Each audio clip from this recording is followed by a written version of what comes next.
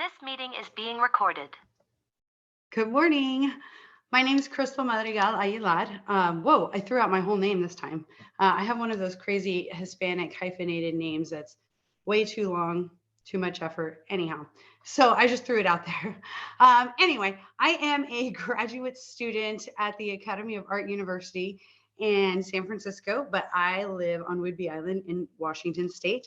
I am working on my Master of Arts in Art History, and I completed my first year at the end of May, which was exciting. I have taken the summer off to work on some research for my thesis. Um, sorry, allergies are just anyway. And so I am taking the summer off to work on research for my overall master's thesis, which I will have to turn in order to graduate. And that is regarding Layne Staley, the former lead singer of Alice in Chains and Mad Season. I am focusing on him as an icon and as a symbol for Generation X, and it's his worthiness, his value as an artist, as a musician, as a philosopher and poet. I believe are very strong for him to be admitted into the art history canon. His music, his performance, his lyrics help define a generation and continue to define that generation and subsequent generations. And so I feel that his work and his legacy should be valued as something that helped inspire and influence a culture and a time and a place. So that is my mission.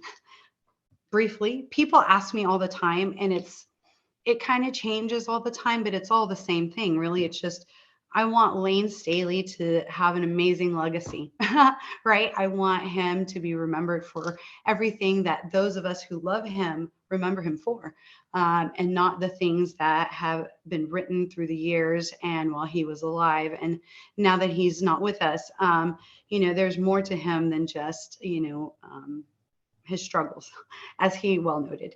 Anyhow, so the purpose of this is I am very public about my journey as a graduate student. It's very personal to me, but it's not only that, but I just want to bring Layne back into the forefront, right? I want to share all of this with you because all of you help support me, help me with ideas, send photos, check in with me, about songs. I mean, it's just awesome. It's awesome. So, you guys are really doing this with me. And so many of you are want to read my work, which is awesome. I love the fact that you say that. It gets my little academic brain excited. However, I don't even really like to read my stuff. After a while, it's super here, right? So, I figured if I break it down bit by bit, you guys can kind of see where I'm going, and we can kind of, talk together. You guys can leave me some comments and, some feedback. But I want to kind of explain how my thought process works. I'm a very visual person. I need to kind of see it, so I'm going to have PowerPoints, here and there. My technology is kind of interesting. So, this is kind of the first time I've really done this with PowerPoint and everything. So we'll see how this goes. This is like the 20th take of this video. Anyhow, so we're just doing this now. So my mission with Layne is, just to, maintain and to, enhance his legacy. I also, in writing these papers and in explaining these videos to you guys, I am hoping that this will help kind of my portfolio. I am applying to the PhD program in art history at the University of Washington within the next year. And so I want to, I kind of want to set myself apart. And I figured this would be a really cool way. And where else better, with my kind of focus on Seattle Grunge, where else to be than UW, right? So I'm hoping, this is kind of a kill two birds with one stone thing. So anyhow, this is how things are going to go. I'm going to try to keep these lessons pretty brief, between 20 to 30 minutes, because I could go on and on and on about Layne Staley and art. I love art. And so, but we're going to kind of keep it short. I also wanted to say a little bit about art history. People are like, history of art? What does this mean, art history? And I'm like, well, let's kind of break down art history for a second. Most time I say that, people think immediately of paintings. Sometimes people think about sculpture, but they think really of just me studying a painting and what it looks like and the colors and how it was made. But that's only one itty bitty component of the art history realm, especially all over. I mean, there's archaeology, there's jewelry, there's textiles, there's architecture, there's sculpture, there's relief, there's paintings, there's so many avenues, right? So it just incorporates, looking at art is just a tiny piece of it, right? When you see a piece of art, there's a history behind it. There's a science, there's a math behind it. If you know Da Vinci or Michelangelo, with the perspective and the way that they created these paintings, especially Da Vinci, to make things look real, right? How did he do that? Yeah, he was talented and intelligent, but he applied math and science to the human eye, and he studied that. So there's a scientific perspective, there's a historical perspective, there's a cultural perspective, a religious perspective, all of these different things, the politics, right?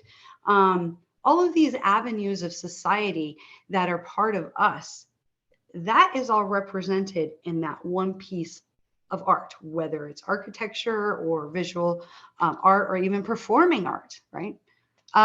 So all of those aspects of life, economics, politics, war, famine, inequality, all of those things, social, religious, think of everything. That is all represented in one piece of work. That is a lot. So when people say a picture's worth 1,000 words, well, that applies to art history as well, right? You can look at, you can think about, let's see, who can we think about? We can think about Michelangelo's David, my favorite sculptural piece, my favorite artistic piece, which is located in the Accademia in Florence, Firenze. And that sculpture of David does not just represent a naked man. That is absolutely the least part of it, right? It represents strength and pride in the face of conflict, right? Florence was having kind of a war with some other regions like Rome and Milan in Italy. And so Michelangelo was commissioned to come up with a symbol of the strength of Florence that would supersede and transcend their opponent, right? So and then there was drama between, all the people in Florence, but alas, you can do your research on that, or you can read another one of my papers on Michelangelo, which maybe I will post. So if you guys aren't interested. Anyway, so that piece is just not a naked man and the perfection of the human body. No, it has to do with the strength, the psychology, the furrowed brow, the intensity, the psychological intensity of that, is meant to convey something about some place. So his furrowed brow, his strength in holding the sling, it is meant to convey the strength, the intensity, the power that resides within the Florentinian people in the let's see, what was it? Late 1400s? Sorry, I wrote this paper like months ago, so I forgot. So, but it was meant to convey the Florentinians in Michelangelo's day when he created David. It was meant to create and to stimulate and remember that moment in time, right? So that's what art history does. And so each piece does that for somebody or something, okay? So Now, without further ado, I hope that makes sense as to kind of where we're going. So now, as part of that, as a symbol, right, think of other symbols that you know, religious symbols or the Statue of Liberty, right? All of these things are symbols. And you see it and you think, oh, hey, that reminds me of that, right? That's just how it goes, right? That's what that means to you. That symbol's what that means to you. So in my fall semester last year in 2021, I took an art history methodologies class as one of my very first classes in the program. And I ended up writing a paper about Layne Staley, of course, which is why we are all here. And so when think of all of those things I just said about art history and symbols and icons, right? So I decided, I decided this for all of us in Gen X. I decided that Layne Staley's portrait, self-portrait that he completed in 1994 reflected that same type of symbology and iconology. You're going to learn those words. Aren't you excited about being a graduate student with me, through me? You get to just learn all the fun stuff. I'll do all the work. Anyway, so remember those things about symbols and icons and, you know, a time and something that represents that time, right? So now let's bring it here. So in 1994, Layne did this, what is it? The self-portrait. And so I think that that represents some of us in Generation X, right? And I'm about to explain how. I'm only going to do the introduction of this paper, and I'm posting this paper on my website so you can follow along if you want. We're only doing like the first page and a half. But it's important to kind of go through this first so that you can kind of get in the mindset and think about it until I have my next video. So where was I with that? So let's talk about this intro and let's talk about the actual paper. Now I'm going to do the share screen thing. Dun, dun, dun, dun. Wait, no. This is where I got in trouble last time. Oh, here we go. All right. Woohoo, visuals. So the title of my paper is Self-Portrait by Layne Staley, Portrait of Generation Grunge through Iconology and Structuralism. And that's all my little info. Cute, right? I do like this chalkboard template, so we may have to stick with this. It makes me feel like a real teacher. Okay, here is Layne Staley's self-portrait. I want you to kind of take a look at it for a second, kind of feel it a little bit. This is a pen and ink drawing, and it's a collection of different types of self-portraits that he did in pen and ink. And of course, they were done in Seattle. He exhibited these at the Sharp Wit Gallery in Seattle in 1994. Awesome. Looks good, huh? All right, let's move on real fast. This is what we're going to talk about in the introduction. We're just going to try to hit on these really quickly to kind of get you guys stimulated and excited about what's going on. We're going to talk about generations and the aesthetics of generations and the ideologies. So when I say aesthetics of generations, let's see. Hold on a second. How do I come back? How do I come back? No, good grief. I don't know how to do this, you guys. I'm back. Am I? Anyhow, so when I say generational aesthetics, and when I say we're talking about generations, you know, we're going to talk about Generation X. That is my focus on everything that I do is my laptop. My focus is only on Generation X. A lot of the stuff that I'm going to be telling you in these videos, I'll let you know when you need to go research it on your own. I don't have time to do all the finite little things. Otherwise, that would be a real class, and we don't have time for that. So, you know, I'll let you know when there's things that you need to research. But like, we're going to cruise through some of the modern generations. And each of those generations had, aesthetics, which is tastes and, thoughts and philosophies and rituals and stuff like that that define those generations.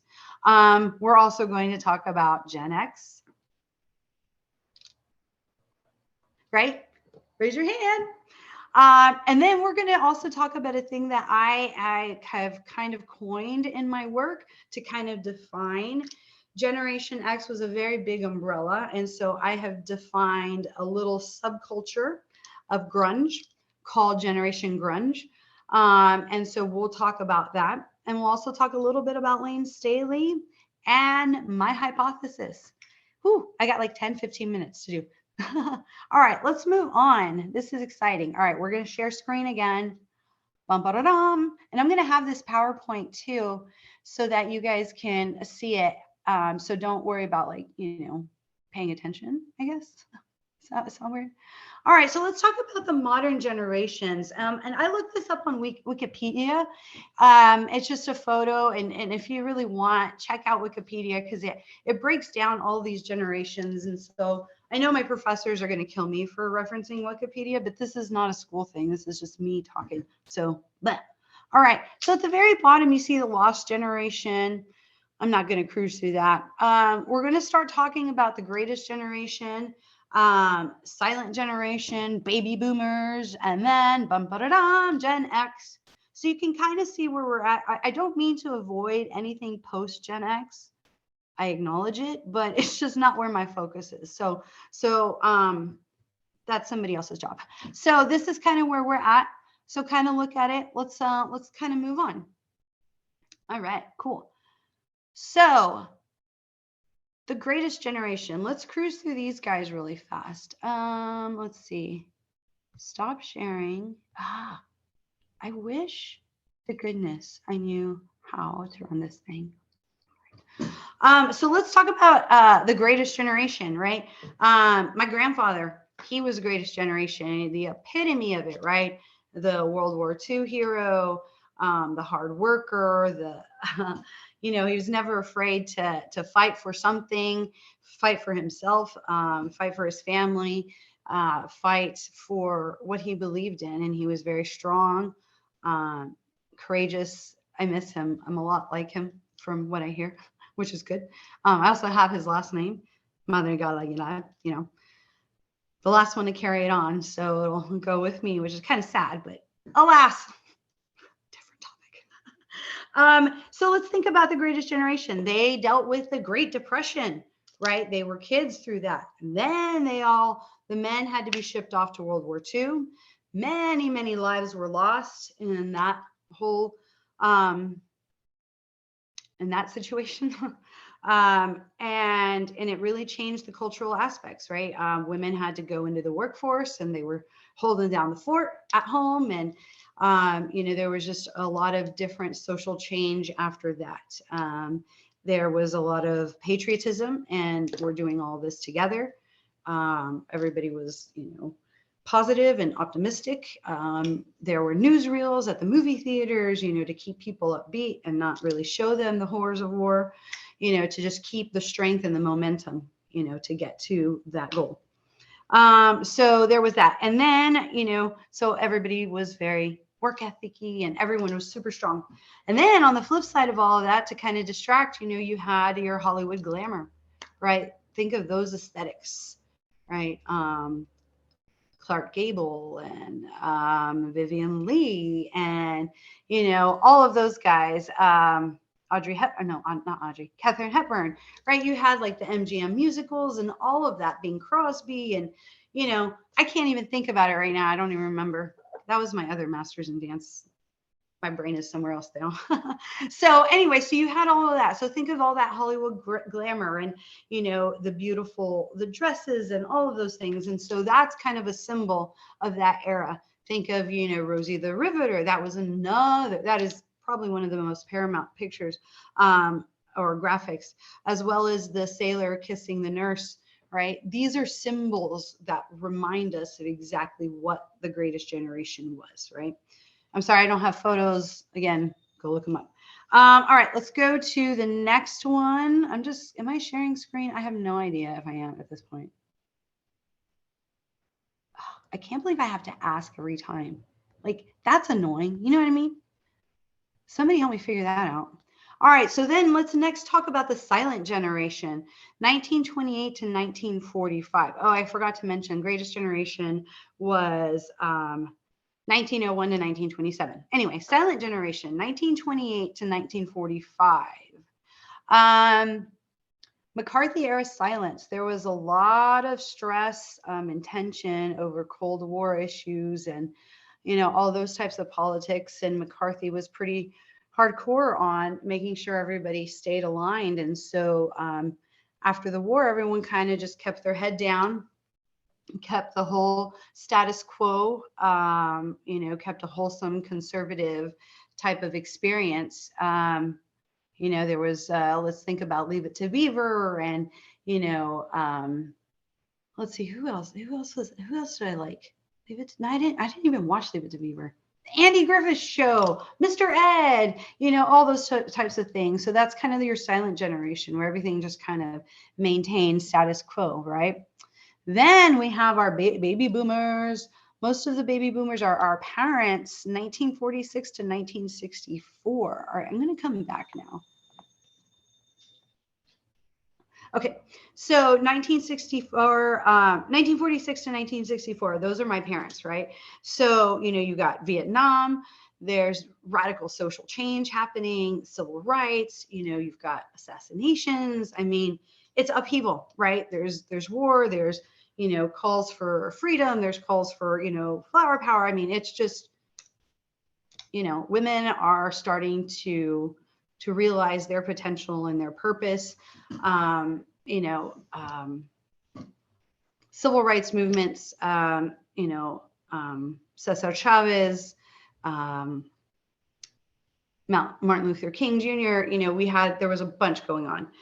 So, the symbols for that, right? All of this change is coming up in the music, like the Beatles and Elvis, and everything is like, let's change this. Let's figure out how to move forward, right? So that was really kind of our introduction, the Doors and Jimi Hendrix. And, that was kind of the introduction to some sort of social and cultural change, and political change. And the baby boomers really started to see that, though they maintained a little apprehension as they matured. Again, please do your research on this. But they really started to initiate those ideas of change, right? For themselves and for their offspring. Because in the prior generations, there's not much change. It's just, you stay here. This is where social institutions are telling you where to go. This is what, you're a woman, you do this, you're a man, you go to war, this is, and now the baby boomers are like, wait a minute. I think that there needs to be a little change here. I think we have more options. And so here you go, right?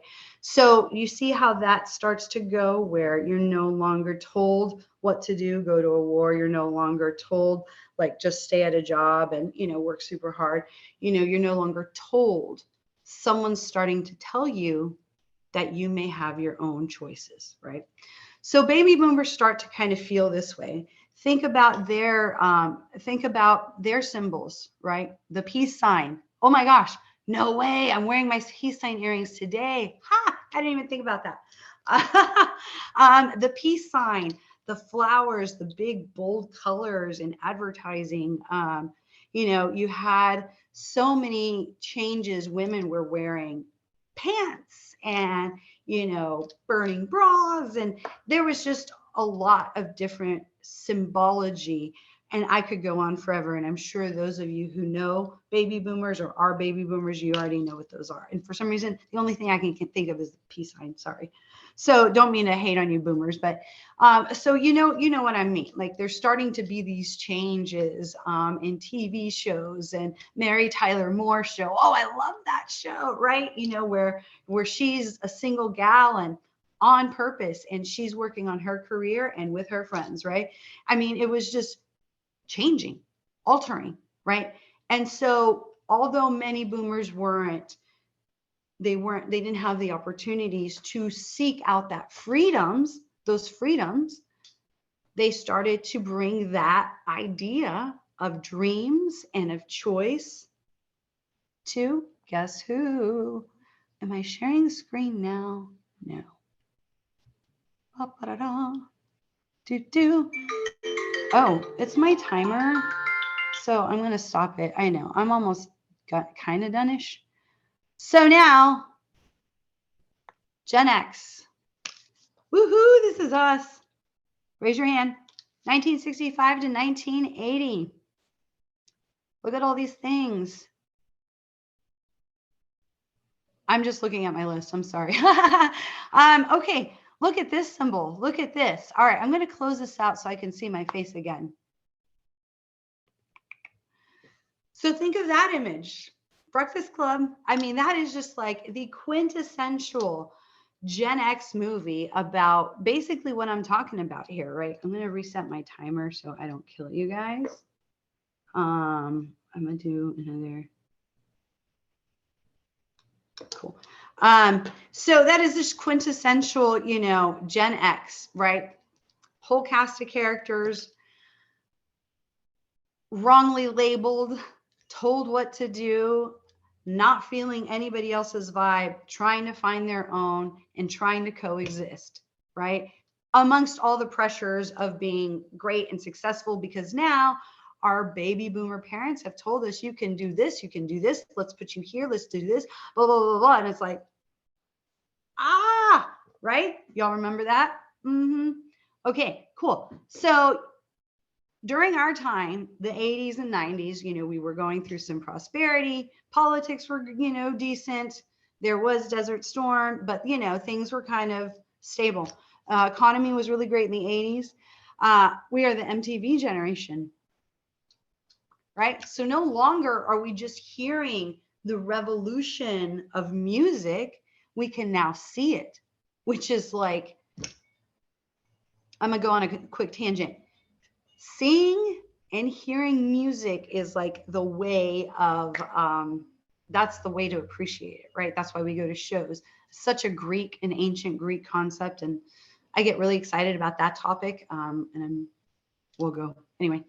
So now on MTV, we can actually see what's going on. We can see who these people are. I mean, you could see them on TV once a week, Ed Sullivan show and stuff like that, but for the boomers. But now we can see it all the time. Okay. And hold on to that. Now, at this age, Generation X, many of us experienced divorced parentage. Our moms were going to work, and so they were no longer at home when we got home. And so we became, so that social change, that cultural change where, you had two parents or just a single mom or, that was a very prevalent thing that started in Gen X. And so you ended up having these kids as, wait, I like my hair better on this side because of the little thing. See, balance. Sorry. Artist. Okay. So, so now you have these kids at home all by themselves and just kind of doing whatever. And so we're called the latchkey generation. We had to have our own key or find it somewhere or sneak in the house and get home and take care of ourselves, take care of the house, deal with all of that stuff. And that was the first thing, first generation that ever had to do that. And so there becomes a lot of independence, self-reliance, strength, that these kids, us, start to achieve on our own.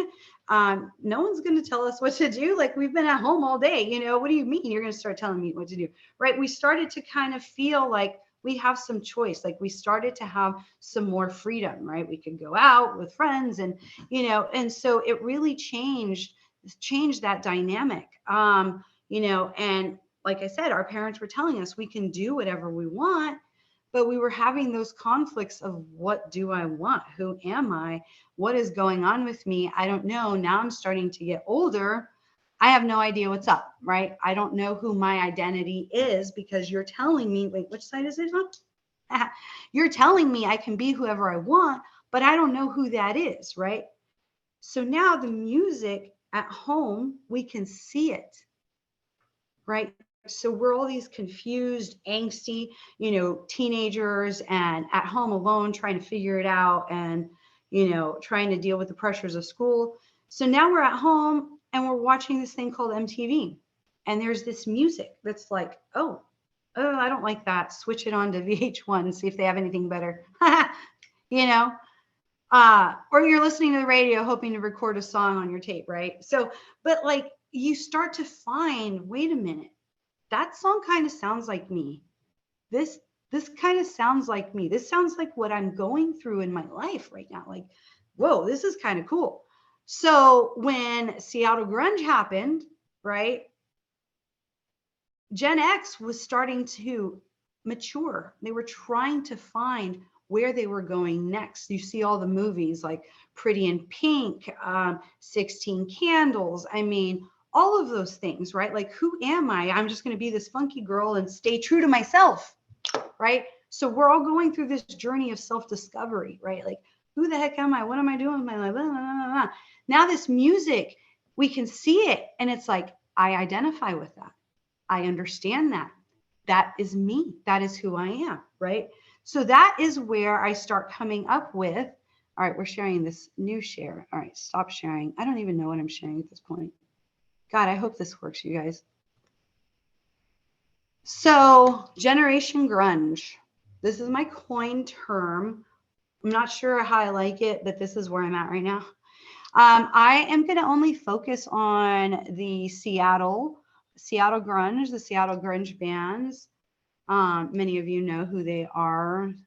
Nirvana, Soundgarden, Alice in Chains, Mad Season, Pearl Jam, Mudhoney, Green River, Tad, the Melvins, let's see, Skinyard, but I'm not going to go into all those guys. Maybe one point in my career, but not this one.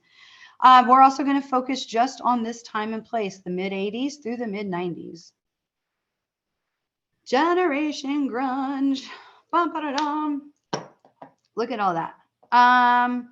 I'm not sure where I got this photo, so credit to photographer. Don't sue me. I'll do a better job next time. So Generation Grunge, right, was I'm going to come back to myself. I still don't even know what I'm sharing at this point. At this point, I don't care. Like, if it doesn't work, it doesn't work. I want to get this out. So Generation Grunge. So we've got Gen X, right? Now we're listening to music. We're seeing it. Some of it is starting to speak to us. Some of us are like, meh, we're trying to get away from our parents' music that didn't really define us, that we love, we grew up with, we could vibe out to, right? But it's no longer serving our purposes. Now MTV is giving us new avenues that are starting to serve our purpose. So now we're starting to go into these little subcultures, right? I know we had in school, I went to high school, half in Texas, half in Ohio. We had these little subgroups, the jocks, who the heck else, the kickers, right? The country people. I was always in the skater kid pool, right? Black nail polish, my hair was parted down. I was like, I was all angry and angsty and depressed. I was like, meh. But I was super smart. So, it was one of those things. But alas, so we all started to kind of go into these little niches, right? And we're starting to kind of fight, okay, well, everyone's telling us we could be whatever they want us to be or whatever we want us to be. But now they're telling us what they want us to be, right? This doesn't fit right. That's why the Breakfast Club at the end, read the end of the letter, right? You see us as this, and this, but, in reality, we're this, and this, and we're all the same, but we're all different, right? We all want the same thing. We want to stay true to what we want, not what you want for us. Hashtag Gen X. So, so that was a really important thing for Gen X is like, all right, we really need to start seeing and achieving who we are. So these lyrics and these musicians and the music and the style and the fashion and everything, the mindset of these certain groups, particularly Generation Grunge, was about reflecting. It was about being vulnerable and admitting and being accountable to yourself so that you could achieve a better purpose, so that you could be a better person. But we needed those lyrics to identify it, because in those adolescent years, and when I say adolescent, I mean like probably 10, 11 till mid 20s, right? So that was most of us Gen Xers when grunge was a thing. We needed something to verbalize what we were feeling, because no one had ever felt this way before. Prior generations didn't care about individuality and, staying, onto your goals and stuff like that. They didn't care about that, right? No, it was all about survival via war or, through economic issues, right? Survival. We're thriving. So now we can start to thrive individually, right? And we had no idea. No, parents didn't really know that concept. They didn't understand that. I mean, literally, parents just don't understand. They really didn't, because their generations didn't have those opportunities that Gen X did, right? So that's why the music became such an anchor for all of us, especially for grungers. I always say grungers because it is, which side am I on again? There we go. I always say grungers because that's the focus that I have. That's the knowledge that I have. So yeah, we had to be vulnerable to ourselves. We had to hear somebody say, I feel like dirt. You have the talent to make me feel like dirt. And, like all of these things we are learning from these artists, these musicians. So when you hear that song, you're like, oh yeah, I remember that feeling. Or you're in that moment now and you're like, yeah, I need this lyric to help me pull out, right? So, that music, that connection between the musician, the artist, and the receiver, the audience, becomes so intertwined. It becomes a part of each of their own identity, his identity, our identity, right? So, is that a lot? That is a lot. I feel like that's a lot of stuff to say, but that's art history, you guys. That is art history. Isn't that cool though? The connection that we have with those artists who help us be better people, cements their legacy, right?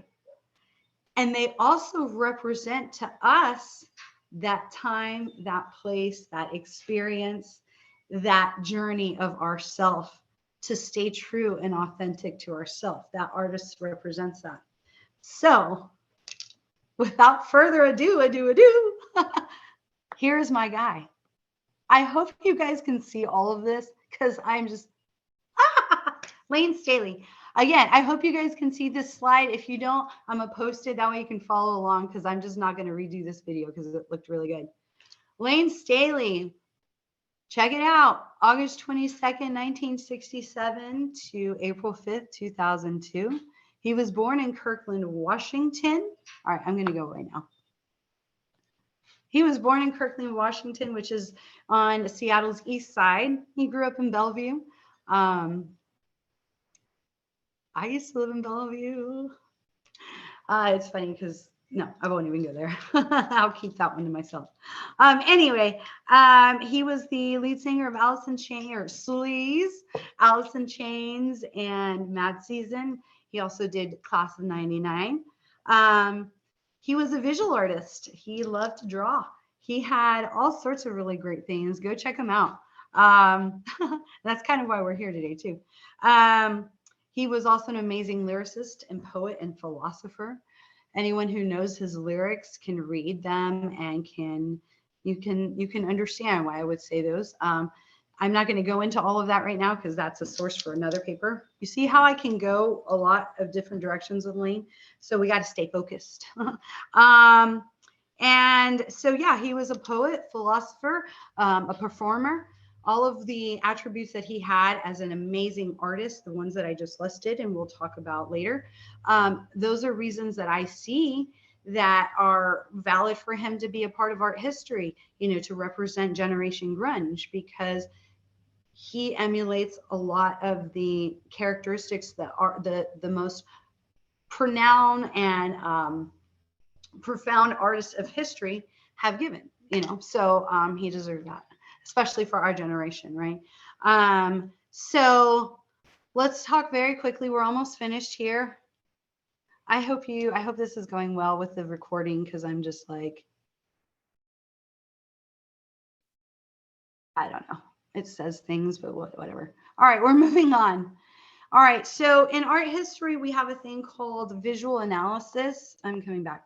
We have a thing called visual analysis, and that was the thing I was talking to you the very beginning of the class, where looking at a piece of work and understanding, how it was made, who it was made by, what materials it was made, why it looks a certain way, like all of those primary layer things, just the visual part, not the meaning, not the purpose of it, but just the visual analysis, right? Just looking at it. That's what visual analysis is in art history. And it's only just a small part of art history, but we're going to go through the visual analysis of self-portrait. Cool. So, like I said, he exhibited this at Sharpwood Gallery in Seattle, pen and ink. It is monochromatic, which means it's one color. So I know, timer, I know this has been a long class, you guys. I'm sorry, I didn't mean it. Which means it's monochromatic, which is just one color, which is just the black with the white underneath. It's a 3/4 profile view, which is just from the chest and up. It's an abstract appearance. Which means it's not physically or equivocally representative of an actual human being. It's just abstract. It showcases vulnerability of himself through the black and white use, which demonstrates conflict and duality. It represents reflection and hope. I decided, because this class is already a little too long, I decided that I will go through that visual analysis in its totality in the next video, but I'm going to kind of leave everything there. I think that was a lot for today, and I hate to kind of just, cruise through that, but I'd really like to pay more attention to that so I can really explain to you all of that. So we're just going to cut it at Layne today. But I hope you understood all of what was going on in here. I know there was a lot to listen to. There's a lot to get through in this paper. We talked about art history, what it means. We talked about how there are signs and symbols and icons that represent a time and a place and a sentiment. And that Layne Staley, his work Self-Portrait, is an icon and a symbol of the journey of self-discovery endured by Generation Grunge, who were members of Generation X. So Layne Staley's self-portrait represents our own quest of self-discovery, and he gave us that as an icon for us to remember always about our journey. So for now, I'm going to close this out. I hope it turns out well. I will try to make them shorter next time, but you know what? This is what happens when you're in graduate school. Also, a lot of the things that, I didn't really get to, please try to research. If you have any questions, comments, or concerns, please let me know. Until next week, I am out.